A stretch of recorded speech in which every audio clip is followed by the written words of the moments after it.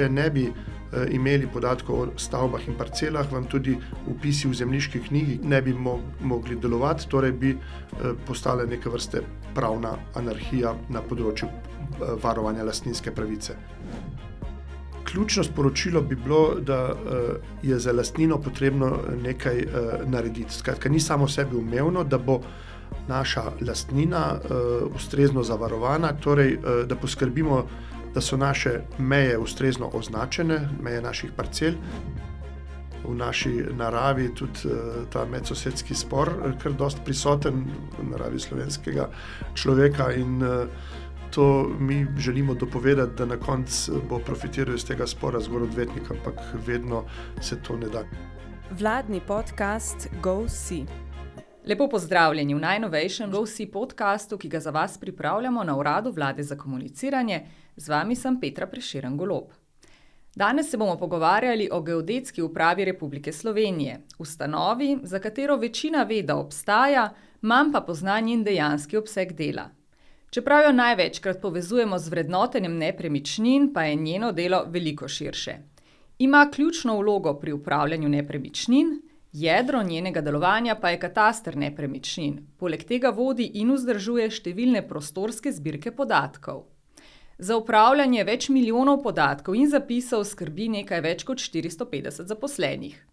No, zakaj je Geodetska uprava Slovenije pomembna? Katere naloge opravlja in dostop do katerih podatkov nam omogoča, nam bo pojasnil generalni direktor Geodetske uprave gospod Tomaž Petek. Lepo pozdravljeni. Lep pozdrav. Zdaj, na spletni strani lahko preberemo, da je Geodetska uprava samostojen organ v sestavi Ministrstva za naravne vire in prostor in da med drugim opravljate naloge Državne geodetske službe, ki zajemajo vzpostavitev, vodenje, vzdrževanje zbirk podatkov na področju osnovnega geodetskega sistema, evidentiranja nepremičnin, množičnega vrednotenja nepremičnin, državne meje, prostorskih enot in hišnih številk, zbirnega katastra gospodarske javne infrastrukture ter topografskega in kartografskega sistema. Zdaj sliši se ogromno nalog, nam lahko poenostavljeno ali pa bolj podrobno pojasnite, kaj vse pravzaprav počnete. Drži, vse, kar ste našteli, je predmet našega dela. Glavnina državljanov nas pozna seveda po vodenju podatkov o zemljiškem katastru oziroma katastru nepremičnin. To je evidenca, kjer so evidentirane vse zemljiške parcele, več kot 5,8 milijona jih je v Republiki Sloveniji, in pa vse stavbe, več kot 1.200.000 stavb, od katerih ima približno 500.000, skoraj 600.000 stavb hišno številko. Tudi te podatke vodimo na Geodetski upravi. Poleg tega pa je naše delo povezano še z določanjem referenčnega sistema v državi. To pomeni, nekoč smo temu rekli, osnovni geodetski sistem oziroma koordinatni sistem, ki daje lokacijo vsem tem podatkom o nepremičninah in drugim podatkom o prostoru. Zdaj, zato je potreben seveda izračun koordinat za vsako točko, ki jo vodimo. Te koordinate so se nekoč vodile v Gauss-Krügerjevem koordinatnem sistemu, pred nekaj leti pa smo ga spremenili in zdaj vse podatke vodimo v tako imenovanem evropskem ali ETRS koordinatnem sistemu. Poleg dejanskega stanja prostora, se pravi topografije, topografske baze in pa tudi iz tega izdelane državne topografske karte, pa skrbimo tudi za vrednotenje. Vrednotenje je mogoče najmlajša obveznost naše uprave, ampak v javnosti pa žal tudi najbolj prepoznana, večkrat po negativnem kot pozitivnem odzivu javnosti, ampak po vzoru mnogih sodobnih geodetskih služb, tudi v Sloveniji, za vsako nepremičnino, poleg tehničnih podatkov, se pravi površina in drugi elementi, vodimo tudi njeno vrednost. Upravljate res z ogromnim številom podatkov, ki so pomembni ne le za posameznike, ampak tudi za državo. Kaj pa bi se zgodilo, če bi se jutri delovanje vaše geodetske uprave ustavilo? Kje bi mi prebivalci to najbolj občutili? Verjetno bi nastala kakšna zmeda, ne? Ja, predstavljamo si, da bi ukinitev vseh teh evidenc, ki jih vodimo, najprej bila zaznana seveda pri sprejemanju stalnega GNSS signala, s katerim delujejo instrumenti, ki omogočajo merjenje z GPS napravami, se pravi s napravami, ki uporabljajo satelitski signal. In naša mreža 12 stalnih postaj in pa tudi 4 točk ničnega reda nenehno skrbi za to, da imajo naši uporabniki ta signal. In to bi bil prvi znak, da nekaj ne deluje pravilno, ko ne bi bile meritve možne v naravi. Drugo je seveda delovanje nepremičninskega sistema, torej pravne varnosti nepremičnin.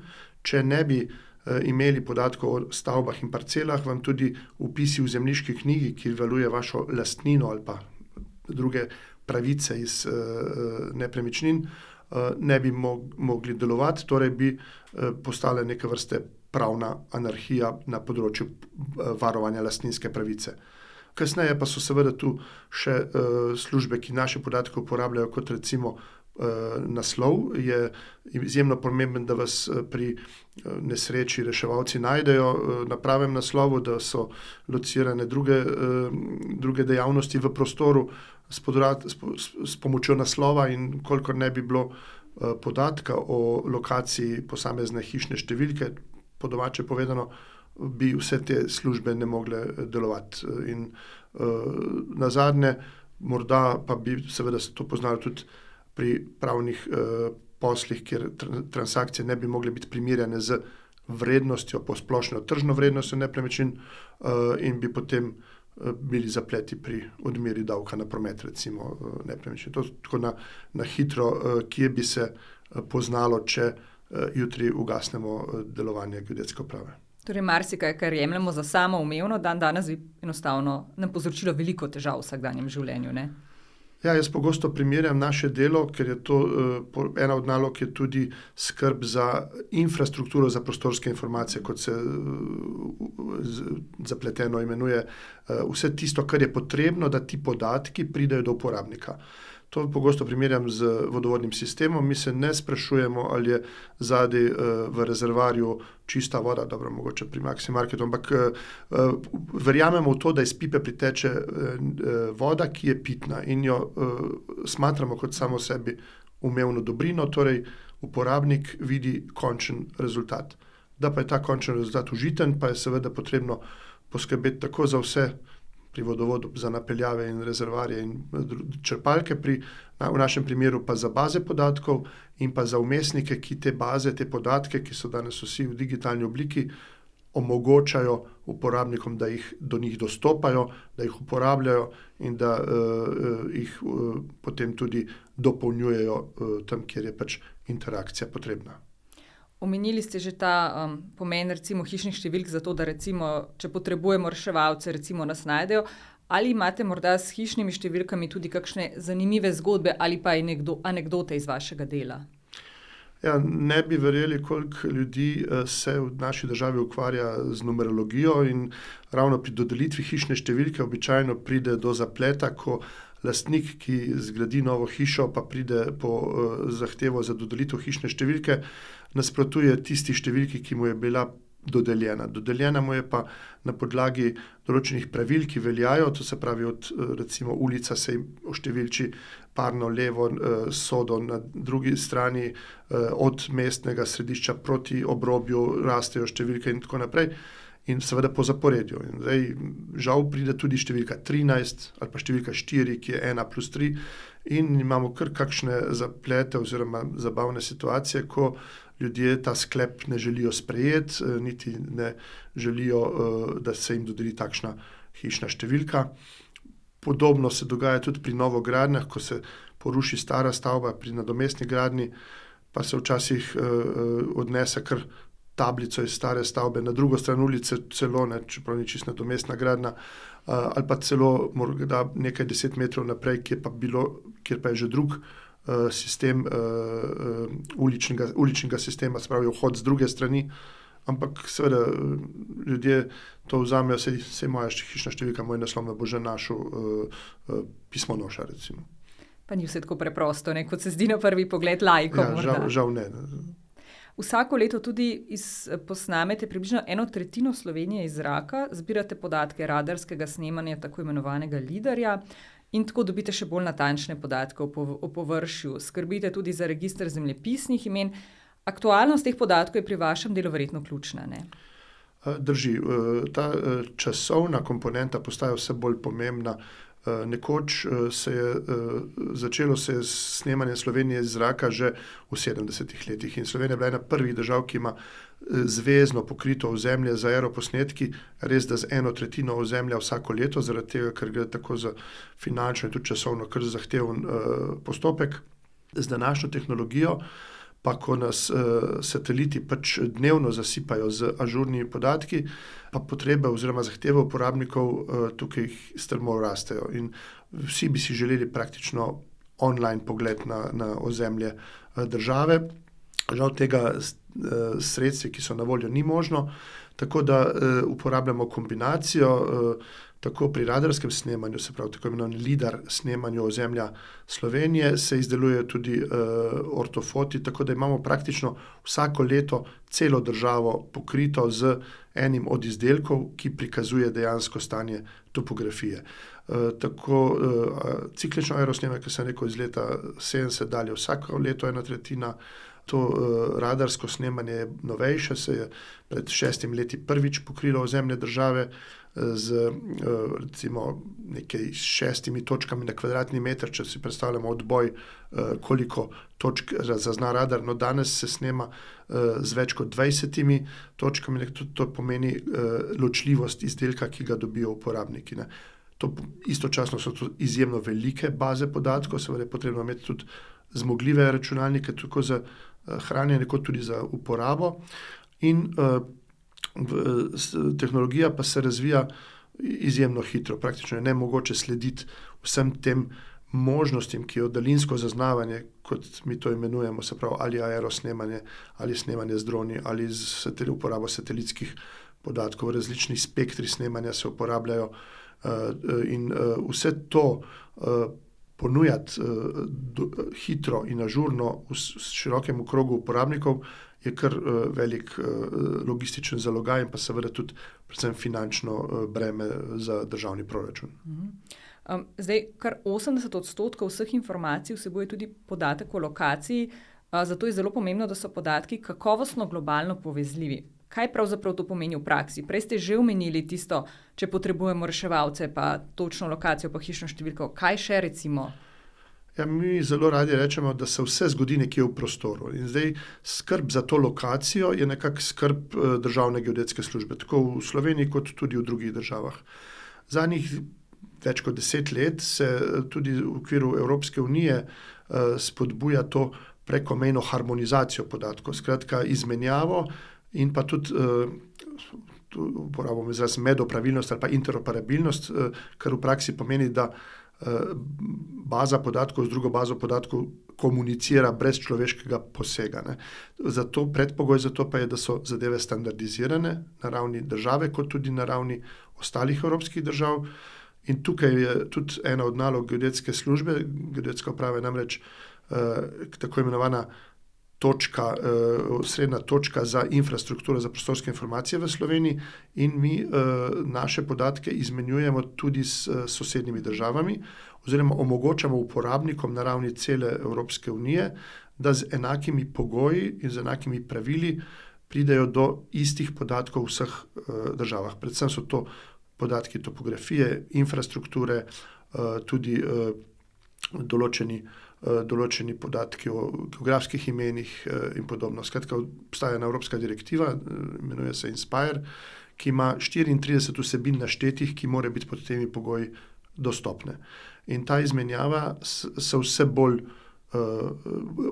uporablja oziroma povečuje se njena uporaba in istočasno s tem tudi se izpolnjujejo določeni pogoji poročanja. Države članice poročajo raznim inštitucijam od okoljske agencije do Eurostata in podobno in seveda za to potrebujejo dobro osnovo. In prvi predpogoj je, da so vsi ti podatki, lokacijski podatki v istem koordinatnem sistemu in zato smo prešli v ta evropski koordinatni sistem pred leti. Drugi predpogoj je, da so ti izmenjevalni formati pač standardizirani. Tretji pa, da je podatkovna politika, se pravi pravila, pod kakšnimi se lahko dostopa, izenačena. In Celotna Evropa tukaj stremi in ima uzakonjeno nekako pravilo odprtih podatkov, seveda za razliko od osebnih podatkov. Vsi ostali podatki pa so brez nekih omejitev, prosto dostopni, tako za komercialne kot tudi za javne namene vsem uporabnikom. Iz tega razloga je dinamika vse večja, se pravi v vse bolj številnih procesih se ti prostorski podatki ali podatki o lokaciji uporabljajo.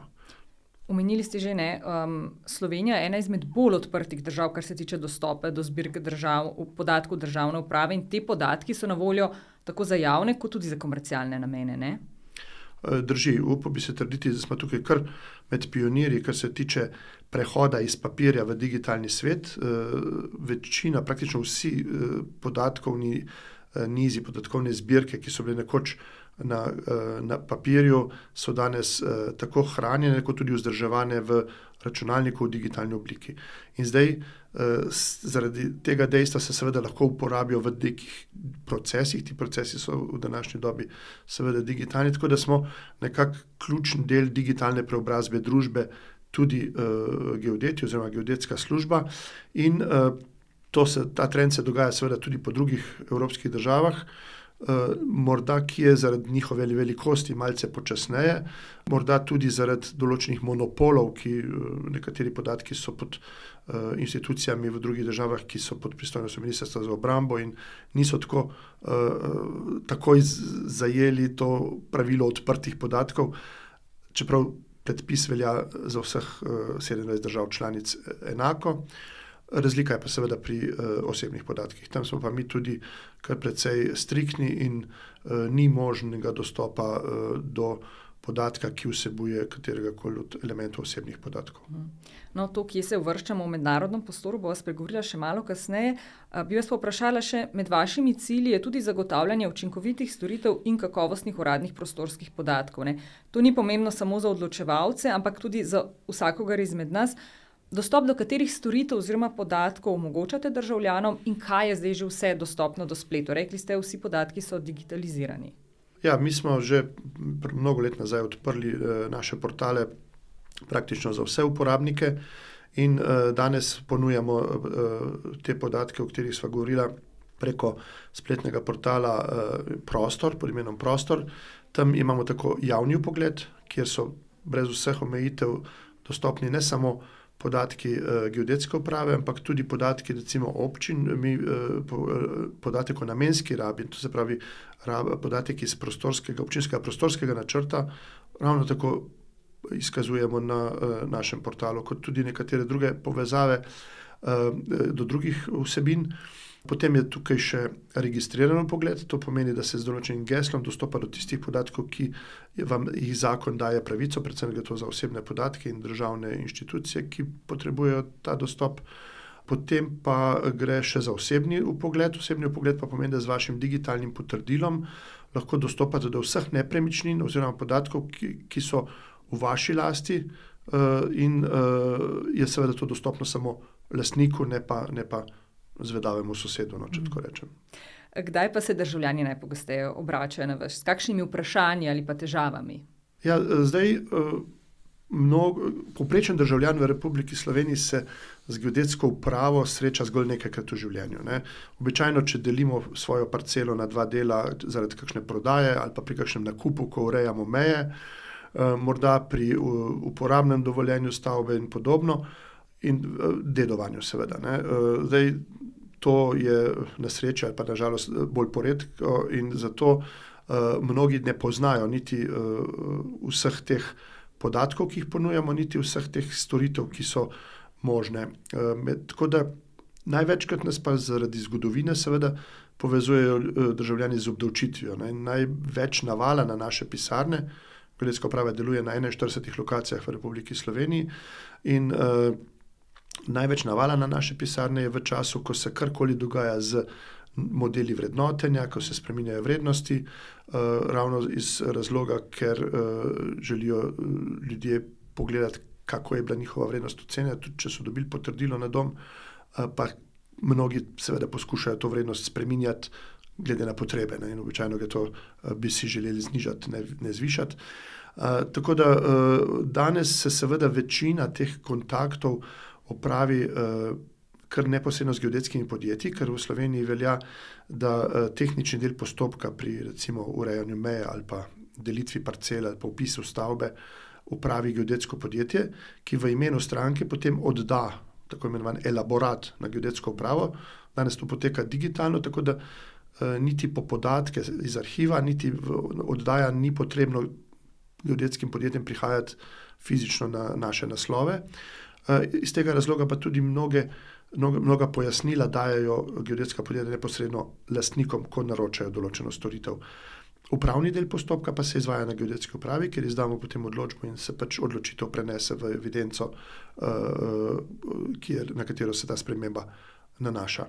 Tako da mnogo klicev, obiskov je povezanih bolj z vprašanjem svetovanja oziroma preverjanja, če je bila informacija, ki je dobil občan na geodetskem podjetju, res prava in kakšno je bilo neke vrste drugo mnenje. Tako da to so najpogostejši stiki z lastniki nepremičnin.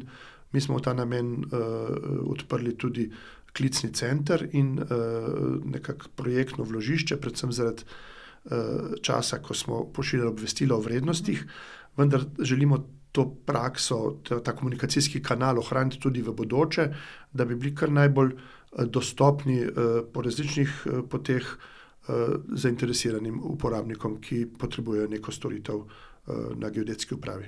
Seveda, to je verjetno še najbolj pomembno za tiste, ki morda niso tako zelo digitalno pismeni in jim splet ni tako blizu, ne, da imajo tudi možnost telefonskega pogovora potem, ne? Ja, drži. Veste, da povprečen lastnik nepremičnine v Sloveniji je nekje okrog 65 let ali malce več, ker imamo pač to nekako zakorenjeno, da se prenos zgodi šele po smrti in zato imamo kar nekaj izzivov tudi na področju tako imenovane digitalne pismenosti. Težko takemu lastniku, ki je, 80 plus let, rečeš, kar pogledajte si na spletu, se je vse tam, ne? In iz tega razloga naši kolegi, ki delajo na klicnem centru, mnogokrat tudi na mesto lastnika pojasnjujejo, kaj je v evidenci vidno. In po drugi strani pa tudi v vse več procesih se ti podatki uporabljajo, v upravnih procesih ali pa v kakšnih drugih. In mnogokrat se z uporabo ugotovijo tudi kakšna, če temu rečem, neskladja. Ne? Ker dokler je to na papirju, je aeroposnetek eno, parcela na drugem papirju, takrat moja hruška ni na vaši parceli. Ko se pa to združi, je pa seveda ogenj v strehi, zakaj je to. In takrat je potrebno vedeti, kako je ta črta prišla na papir, ne? Ker mi smo digitalizirali stanje takratnih evidenc. Ni bilo vse novo izmerjeno, ne? Ni bilo vse v koordinatnem sistemu, nekaj tudi grafičnih izmer. In ta podatek je kar pomembno pojasniti uporabniku, da je lahko položajno neskladje, ki ga vidimo v evidenci, posledica nekih pretvorb iz zgodovine. Ne? Vedeti je treba, da so bile prve meritve, ko je Avstro-Ogrska postavljala zemljiški kataster, delane z zelo primitivno opremo z današnjega zornega kota. To se je papir lepo na mersko mizo z jajčnim beljakom in merile so se vizure in dolžine z mersko verigo. To je danes skoraj nerazumljivo, ampak brez zavedanja, da je ta črta zdaj v uradni evidenci nekako pretvorjena in da obstaja tam pač določen tako imenovan koridor zaupanja oziroma pozicijske točnosti, se lahko hitro pride do napačnih, če temu rečem, interpretacij. Tako pa verjetno s pojasnilom rešite tudi kakšno hudo kri potem, ne? Ja, trudimo se, vedno se to ne da, seveda je v naši naravi tudi ta medsosedski spor kar dosti prisoten v naravi slovenskega človeka in to mi želimo dopovedati, da na koncu bo profitiral iz tega spora zgolj odvetnik, ampak vedno se to ne da in teh primerov je kar nekaj. Omenili ste že malo zgodovino, ne? Leta 2024 ste praznovali tudi 80 let geodetske službe v Sloveniji. Kot sva rekla, geodetski sistem pa je živ organizem, tehnologija se razvija izjemno hitro, to ste že omenili in tukaj ste v koraku s časom, hkrati pa tudi pričakovanja uporabnikov, ne? Nekaj ste že našteli, ampak morda če izpostavite tiste največje dosežke v zadnjih letih, katere novosti recimo ste uvedli. Mi smo si za rojstni dan uprave zbrali en odlok, ki je bil 43 leta pri takratnem štabu partizanskih odredov oziroma takratni vladi, ki se je formirala, se je kartografski odsek formiral v Sloveniji. Res pa je, da je zgodovina geodetske službe na našem ozemlju ima več kot 200-letno zgodovino, ker je takratna cesarska oblast vzpostavljala evidenco katastra zaradi predvsem seveda obdavčitve takrat, pa tudi zato, da so imeli evidenco, koliko obdelovalnih površin je na tem ozemlju. Tako da od takrat dalje se zemljiški kataster vzdržuje, redno na takšen ali drugačen način. Od druge svetovne vojne dalje se je ta institucija je bila oblikovana kot državna, prej še republiška geodetska uprava in od leta 1995 smo centralizirani, predtem pa je bilo to v pristojnosti občin. In teh okrog 50 občinskih geodetskih služb se je leta 1995 združilo v državno geodetsko službo oziroma geodetsko upravo Republike Slovenije. V vseh teh časih je geodetska služba poskušala biti v koraku s časom, tako kot ugotavljate, in recimo že v 70-ih letih je imela Slovenija ena redkih držav, ki je imela za celo ozemlje izdelane topografske karte, mi smo jim rekli temeljne topografske načrte v merilu 1:5000. To je bilo izredno podrobno merilo, večina držav je svoje topografske karte začela pri 25.000 ali celo 50.000. Mi smo imeli srečo, da je v tistih časih bil posluh in je takrat država investirala v to in prostorsko načrtovanje je temeljilo vsa ta leta na teh podlagah merila podrobnosti, kjer je praktično plus minus 1 meter recimo pomenil že točnost, ki jo zagotavljamo. In od takrat naprej so te recimo naši, če temu rečemo, uspehi ali pa dosežki so se kar vrstili. Recimo v 80-ih letih je skupaj s statističnim uradom nastal register prostorskih enot in hišnih številk.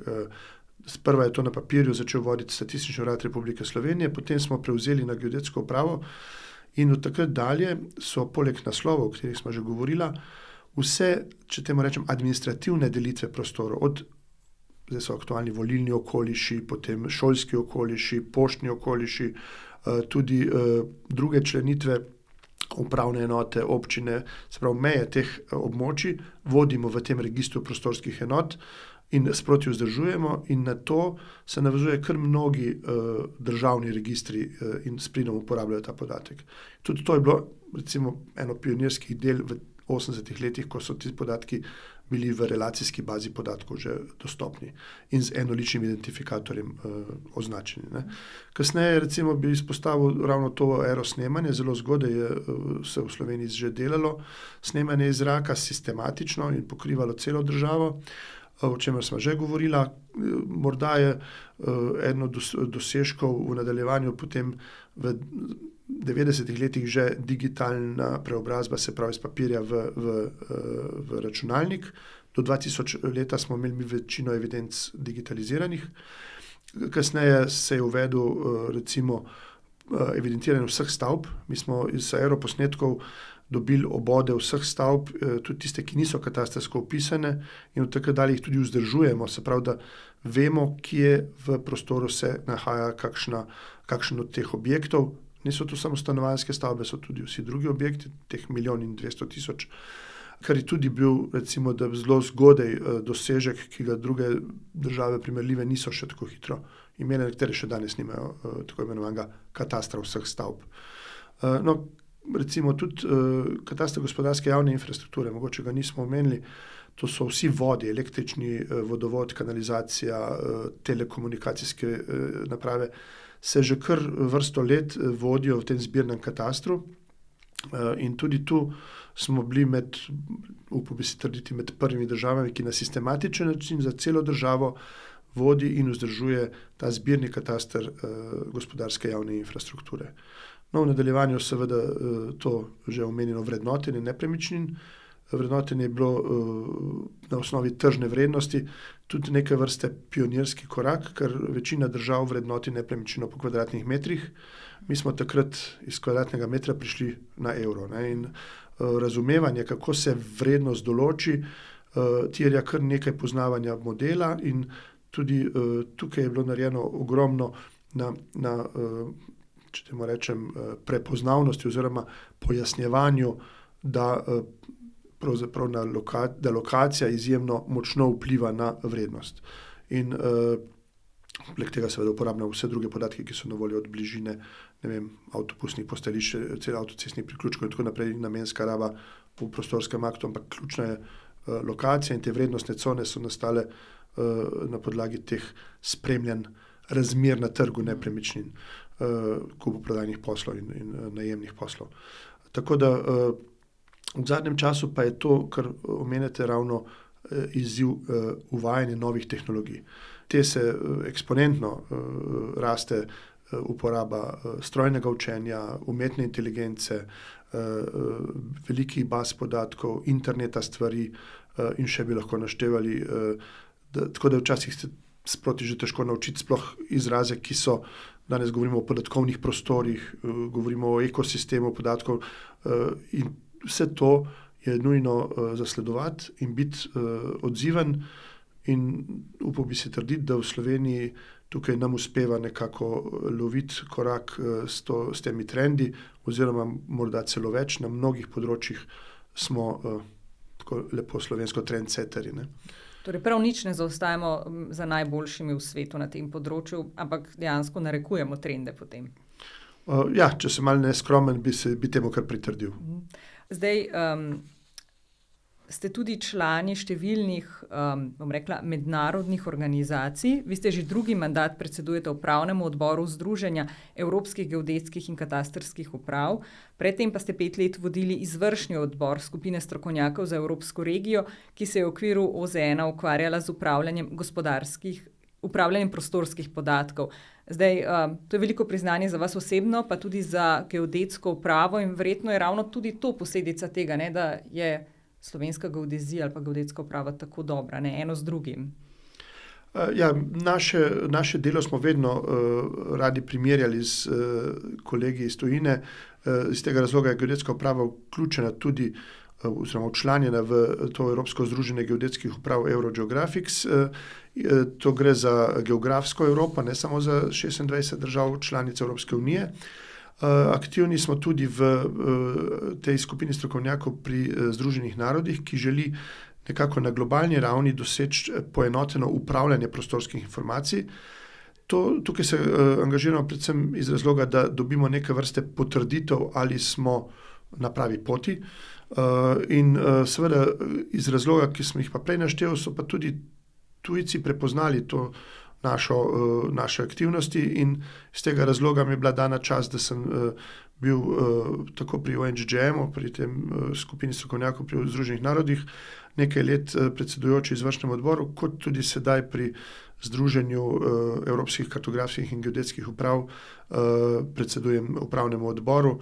Še 1 leto je tega mandata, kar seveda terja kar veliko prostega časa v končni fazi, ampak hkrati pa pomeni, kot ste sami dejali, tudi neke vrste potrditev oziroma priznanje našemu delu v Sloveniji.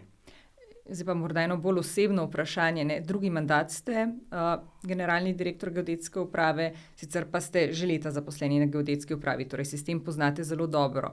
Kaj je za vas največji izziv pri delu in kaj vam prinaša največje veselje? Izziv je morda to, da je izjemno dobra ekipa sodelavcev, skratka teh skoraj 470 sodelavcev je izjemno prizadevnih in tudi vztrajnih pri sledenju našim programom in izpolnjevanju našim strateškim ciljem, oziroma tisto, kar si pač zadamo kot naloga. In seveda je delo z ljudmi vedno po svoje specifično, ampak ko enkrat človek začuti, da so sodelavci pač pripravljeni za iste cilje, tudi nekaj entuziazma pokazati, se mi zdi, da je to tisto, kar ti daje tudi energijo, da ne obupaš kljub temu, da kdaj kakšnega dneva zmanjka ur, ampak zdaj hkrati je pa tudi zadovoljstvo, ne? Če ti na koncu leta rata našteti nekatere dosežke, predvsem pa, da ni nekih tako imenovanih izbruhov nezadovoljstva med uporabniki naših storitev, potem bi si upal reči, da je to tudi kar eno osebno zadovoljstvo pri izpolnjevanju teh zastavljenih ciljev. In ravno, ko ste omenili uporabnike, morda za konec, kaj bi želeli sporočiti državljankam in državljanom? Na kaj ne bodo pozorni in zakaj je tako zelo pomembno, da skrbijo za urejenost svoje lastnine? Zdaj, v enem izmed pogovorov, ki sem ga poslušala z vami, ste omenili skandinavski rek, ne? Zdaj nekako tako reče, registriraj se in zavaroval se boš pred državo. Ne? Kaj to pomeni? Ključno sporočilo bi bilo, da je za lastnino potrebno nekaj narediti. Skratka, ni samo sebi umevno, da bo naša lastnina ustrezno zavarovana, če mi kot lastniki, v tem primeru nepremičnin, ne bomo aktivni. Torej, da poskrbimo, da so naše meje ustrezno označene, meje naših parcel, da so stavbe ustrezno evidentirane in da potem ni bojazni, da bi nam se v kakšnem od postopkov, upravnih procesov ali kakorkoli drugih življenjskih dogodkov zgodilo kaj nepredvidljivega iz razloga ohranjanja lastništva. Zato jaz vedno poudarim, da ne smemo tukaj računati, da bo država namesto lastnikov uredila evidence, ampak morajo lastniki igrati aktivno vlogo. To morda ni samo sebi umevno, veste, v času bivše države je bilo kar nekaj po uradni dolžnosti izvedenih zadev, ampak zdaj že 30 in več let veljajo predpisi, ko se spremembe izvajajo na zahtevo stranke, torej na zahtevo lastnika in morda še bolj v zemljiški knjigi kot na geodetski upravi se te spremembe lahko zgodijo zgolj, če je lastnik aktiven pri tem. Jaz zdaj ne apeliram, naj pridejo jutri vsi na naše pisarne urejati zadeve, ampak ta zavest, da če imaš nepremičnino v lasti, da to tudi nekaj stane oziroma da to tudi prinaša neke bremena na konec koncev, ampak zato pa, da lahko mirno spimo, pa je potrebno poskrbeti, da so te nepremičnine ustrezno evidentirane. In to se nanaša tudi v tistem skandinavskem reku, ko pravijo, sej s tem koristiš sebi, ne državi. Zaščiti se pred neustreznimi procesi, ki se lahko zgodijo, če je v evidenci evidentirano stanje, ki ne odraža dejanskega stanja v naravi. Seveda je to večkrat povezano tudi z dovoljenji, z legalnostjo in tako naprej, ampak tukaj se začne neke vrste odgovornost lastnikov nepremičnin. Torej, vi vodite, skrbite, vzdržujete vse te evidence, na lastnikih nepremičnin pa je, da poskrbijo, da so podatki tudi točni in da so aktualni, ne? Ja, predvsem, da izpolnijo tiste obveznosti, ki jim jih zakon nalaga, ne? Saj veste, da v preteklosti vpis oziroma pridobitev uporabnega dovoljenja pri enostanovanjskih hišah ni bila neka obveza, bila je zakonska obveza, ni bila pa udejanjena, ne? Isto se je dogajalo tudi z vpisom stavbe po končani gradnji, ne? Zato, ker pač nismo ali dovolj poudarjali tega pomena ali pa dovolj ozaveščali lastnike in morda se to zdaj z generacijami vseeno spreminja, ne. Gospod Petek, najlepša hvala za pogovor in vpogled v delovanje geodetske uprave, pa veliko uspeha še naprej vam in vaši sodelavci pri vašem delu. Hvala vam za povabilo. Hvala pa tudi vam, poslušalke in poslušalci, gledalke in gledalci, za vašo pozornost. Spremljate nas lahko na YouTube kanalu ali na priljubljenih aplikacijah za podcaste.